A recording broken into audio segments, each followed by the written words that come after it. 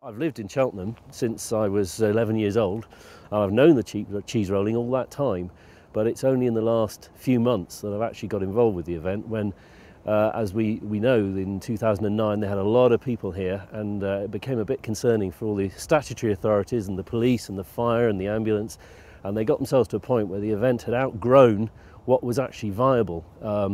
There's been a lot of talk about health and safety, and actually the concerns we've tripped over are not so much the participants in the event, although don't get me wrong, that's a scary event to do, but it's the health and safety of the people attending and how the crowd is managed, and they come from all over the world, and that's what we've got to get right to make this a sustainable event for the future, for future generations. The principle of putting an event together in where you've got a lot of people who are going to come to one place in a short period of time is to start spreading things out, creating space for the event to happen.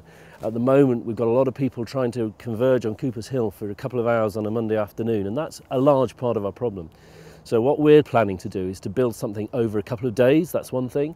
We'll have a little bit of camping there, but we're also building it out in the hours of the day so that we'll have an event that's happening all day and into the evening, which means that as people come and go from the event, what they're not doing is all trying to arrive in the same hour slot. A really important part of the cheese roll from times gone by has been the wake. Now in recent history the roll itself has got the attention, but when it was first formed way back in the 18th century and later, it was all about games and all about activities for the family.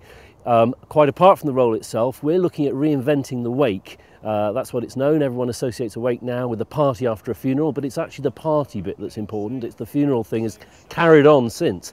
The wake in the context of Cooper's Hill is going to be all about games, so we're looking at traditional things like tug of war, welly wagging, I believe. Gurning is an ancient old game that people are involved in. Shin kicking has been talked about, and there's a whole load of other things which we've got a bunch of people looking into and researching at the moment to see what we can do. But in recent years, I don't think there's a country or a continent in the world that hasn't now become touched by this event and has people coming to it. Now, we can look at that in terms of as a phenomenon, but actually economically for Gloucestershire and the region and the country, that's huge. The Cooper's Hill cheese roll figures in the top 5 things to do if you come and visit the country.